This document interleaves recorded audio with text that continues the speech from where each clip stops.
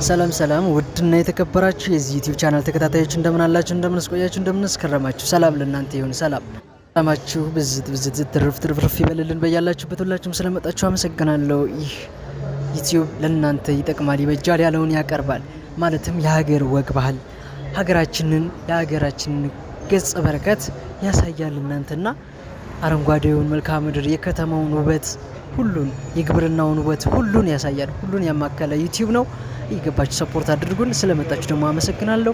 ሰፖርት ስለምታደርጉን ክብረት ይስጥልን፣ ክበሩልን።